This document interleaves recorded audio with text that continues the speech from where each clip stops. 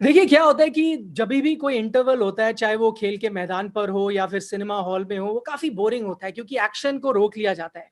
लेकिन यहाँ जो आईपीएल में इंटरव्यू हुआ ना, जो बीच में, उसमें कोई बोरिंग नहीं था, काफी एक्शन देखने को मिला। भारतीय टीम ने वर्ल्ड टेस्ट चैंपियनशिप का फाइनल खेला, उसके बाद एक शानदार सीरीज हमें इंग्लैंड में देखने को मिली। लेकिन अब आईपीएल लौट आया है और हालांकि वेन्यू बदल गया है लेकिन चेहरे वही हैं। तो मैं यहाँ पर वापसी कर रहा हूँ। मैं हूँ निखिल नाज और मेरे साथ जो जुड़ रहे हैं संजय मांजरेकर, वो भी वापसी कर रहे हैं। संजय, आप तैयार हैं? Not for this show, but इतने आपने 5 दिन के मैचेस देखे, T20 के लिए रेडी हैं?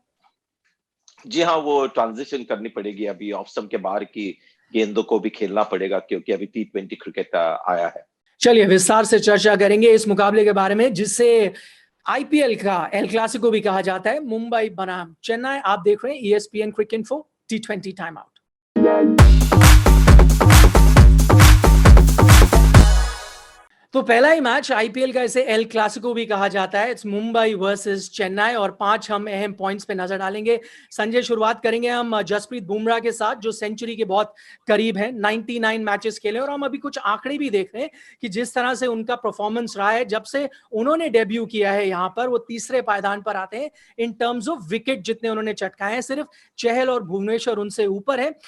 इससे पहले कि मैं बुमराह की सिर्फ अकेले इकलौते तौर पर चर्चा करो, इन जनरल क्या आपको लगता है कि between Mumbai and Chennai, Mumbai may be the happier of the two teams, के मुकाबले अब मिडिल ईस्ट में हो रहे हैं जहां की पिचेस शायद उन्हें ज्यादा सूट करें, नॉट चेन्नई जो स्पिन को चोक करते हैं?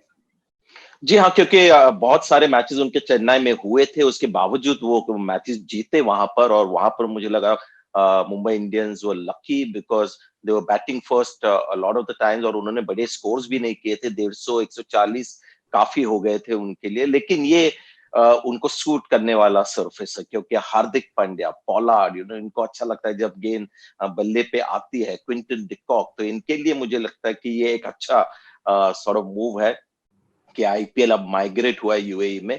इनको सूट करेगा मुंबई इंडियंस को ज्यादा सीएसके से। जसप्रीत बुमराह के बारे में बात कर लेते हैं। उनको तो शायद सरफेस का कुछ फर्क नहीं पड़ेगा, wherever he plays he is going to be the trump card. जी हाँ, और बुमराह का रेपुटेशन ये हो गया कि अगर मुंबई इंडियंस के खिलाफ आप खेल रहे हो, देन टीम मीटिंग जब होती है तो ऐसा होता है कि बुमराह को आउट नहीं होना है। अगर चांसेस आपको लेना है तो पंड्या के खिलाफ लीजिए या पोलार्ड के खिलाफ लीजिए। तो बुमराह को वो एक कंफर्ट फैक्टर भी होता है कि उनके खिलाफ ज्यादा कोई कोशिश नहीं करता। देयर आर 2 और 3 सीएसके के प्लेयर्स जिनका अच्छा रिकॉर्ड उनके खिलाफ है। लेकिन उसके बावजूद इतने अच्छी उनकी स्ट्राइक रेट है, विकेट लेने की जो उनकी काबिलियत है, ये you have to admire because most team don't look to take Bumrah on. इसीलिए विकेट्स कभी कभी कम मिल जाते हैं, लेकिन उसके बावजूद इनका इतना अच्छा स्ट्राइक रेट है। एक और बहुत दिलचस्प आंकड़ा है, वो हमारा पॉइंट नंबर 2 भी है हमारे दर्शकों के लिए, वो ये कि जब जब रोहित शर्मा की शुरुआत अच्छी रहती है, 250 से ज्यादा रन अगर पहले 7 मैचेस में वो बना लेते हैं, तो मुंबई की टीम जरूरी प्लेऑफ में पहुंच ही जाती है। यहां पर भी उन्होंने कुछ वैसा ही किया। अगर आप उनके आंकड़े देखें, इस सीजन भी अच्छी शुरुआत रही है। लेकिन मैं ओवरऑल जो टॉप रन गेटर्स है संजय, उन्हें देख रहा था, वहां पर वो 8 स्पॉट पर इस वक्त मौजूद है।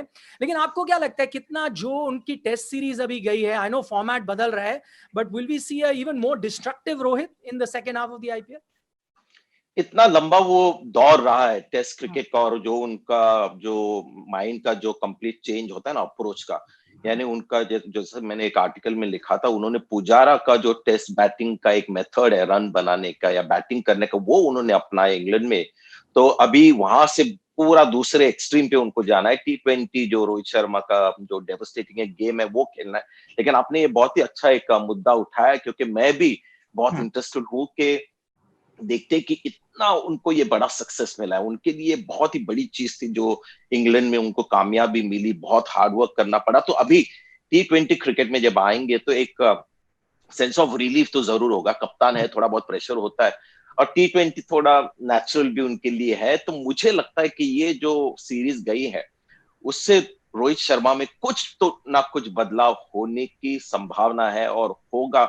और वो हमें देखना है कि ये बदलाव क्या है, क्योंकि एक कहता है ना, एक हम एक फेज से गुजर जाते हैं जब बहुत हमारे ऊपर प्रभाव होता है किसी भी चीज का। उस तरह का ये सीरीज उनके लिए रहा है, इतना अच्छा सीरीज उनके लिए रहा है। चेन्नई की बात करते हैं। अगले हमारे जो आंकड़े हैं वो ओपनर्स से जुड़े हैं। जिस तरह से एक रीजन ऑफ सक्सेस जो था चेन्नई के first half of the IPL में था, वो फैफ टू प्लेसी और ऋतुराज गायकवाड की जो जोड़ी थी वो सेकंड बेस्ट थी आफ्टर शिखर धवन और पृथ्वी शॉ। लेकिन संजय, यहाँ पर एक सवाल खड़ा होता है, जो अभी रिपोर्ट्स आ रही हैं वो ये कि हमने देखा था कैरेबियन प्रीमियर लीग में ग्रॉइन इंजरी हो गई थी फैफ टू प्लेसी को।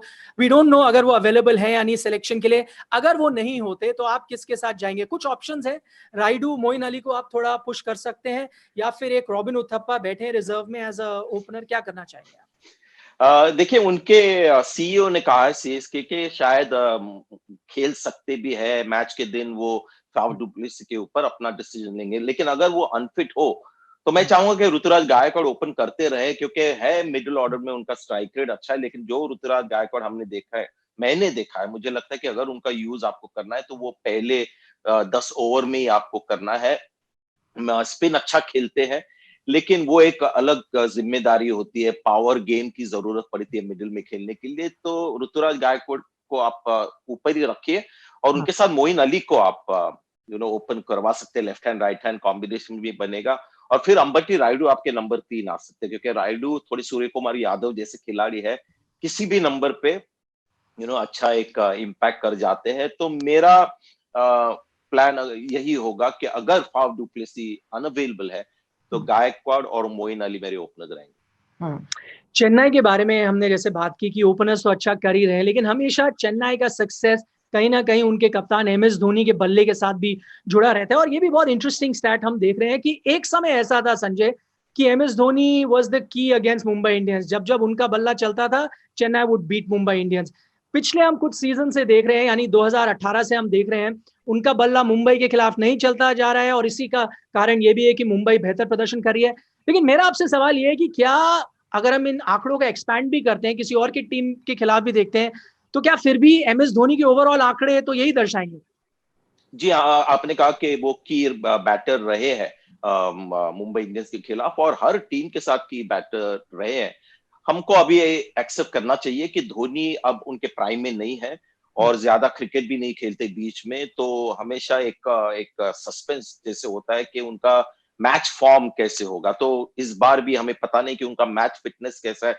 जब उनको हम देखेंगे ग्राउंड पे तब पता चलेगा। तो ये कोई हैरानी वाली बात नहीं है, एक्सपेक्टेड है कि उनका पहले जैसा रिकॉर्ड नहीं होगा। लेकिन एक बहुत ही इंपॉर्टेंट जो चीज हुई, वो पिछला हाफ जो आईपीएल इंडिया में खेला गया, वहां पर हमने देखा कि धोनी ने अब कप्तान का रूप जो है वो प्राइमरी रोल हो गया उनका, उसके बाद एक बैटर हो गए हैं। तो सैम करन, जाडेजा, कई बार उन्होंने खुद उनको अपने आगे उन्हें उन्हें भेजा है। तो कहीं ना कहीं मुझे लगता है कि अब धोनी अपने आप को एक लीडर करके ज्यादा देख रहे हैं, और बैटिंग अगर बनी पहले जैसी तो बोनस है।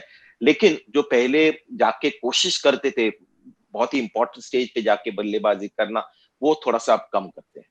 चलिए, एम एस धोनी फॉर्म में आए या ना आए ये तो पता नहीं, लेकिन हमारे शो में हमेशा टॉस की चर्चा तो होती है। इसलिए हमारा पांचवा पॉइंट भी आ जाता है कि क्या होगा टॉस का नतीजा, क्या टॉस ही बनाएगा एक टीम को बॉस। और हम यहाँ पे जो आंकड़े देख रहे हैं वो है जो पिछले सीजन आईपीएल खेला गया था मिडिल ईस्ट में। वहां एक इंटरेस्टिंग चीज देखने को मिली थी संजय, वो ये कि शुरुआती हाफ जो था उस सीजन में, जो टीम पहले बैटिंग कर रही थी, लगभग 84% जीत उनकी हो रही थी। अब भी क्योंकि ये हम इसे, हालांकि second half of the season है, लेकिन फ्रेश तो वहीं खेला जा रहा है न्यू पिचेस में, क्या वो ट्रेंड आपको लगता है जारी रहेगा इस बार भी? ये मैं थोड़ा सोच रहा था, क्योंकि आंकड़े तो बहुत ही ज्यादा एकदम स्ट्राइक करते हैं कि 80% के ऊपर टीम जीती है जब पहले बल्लेबाजी की है। लेकिन जो मुझे याद है पिछला आईपीएल जो मैचेस खेले थे दुबई में, अबू धाबी में तो पेस और बाउंस भी था। तो मैं समझता हूं कि आंकड़े की तरफ देखेंगे टीमें, लेकिन अगर पिच में थोड़ा सा भी मॉइस्चर लगे, या ऐसा लगे कि इसमें अगर पहले गेंदबाजी आप करो तो एक 6-7 ओवर आपके निकल जाएंगे, है ना, थोड़ा बल्लेबाज अंडर प्रेशर हो, तो वो एक चांस मुझे लगता है टीम नहीं छोड़ेगी। लेकिन आंकड़े बताते 80%, तो उसके ऊपर गौर जरूर फरमाएंगे। लेकिन क्रिकेटिंग लॉजिक जो होती है वो उसको मैं कनेक्ट नहीं कर पा रहा हूँ, क्योंकि मुझे याद नहीं ऐसा कोई पिच वहां पर कि जब सेकंड आप बल्लेबाजी करते हो तो बहुत ही स्ट्रगल हो जाती है कि पिच बहुत स्लो हो रहा है या टर्न बहुत ज्यादा हो रहा है। तो शायद एक वन ऑफ दोस थिंग्स कहते हैं ना कि ऐसे कोइंसिडेंस से होता होगा। तो मुझे नहीं लगता कि सिर्फ आंकड़ों को देख के टीमें पहले बल्लेबाजी करेंगी। मुझे लगता है वहां पर पहुंचेंगी, पिच को परखेंगी, और सीएसके अलग तरीके से सोचती है, मुंबई इंडियंस अलग तरीके से सोचती है, तो अपने टीम के बैलेंस के हिसाब से भी मुझे लगता है कि निर्णय लिया जाएगा। तो टॉस को बॉस होना चाहिए आंकड़े देखकर, लेकिन क्रिकेट को अगर क्रिकेट की तरफ से आप सोचे तो शायद टॉस बॉस ना हो। चलिए संजय, बहुत-बहुत शुक्रिया हमारे साथ चर्चा करने के लिए। आईपीएल सीज़न 14 का पहला मुकाबला यानी सेकंड हाफ का पहला मुकाबला, उस पर हमारी नज़रें होंगी। It is between Chennai versus Mumbai. आप देख रहे थे ESPN क्रिक इन्फो T20 टाइम आउट।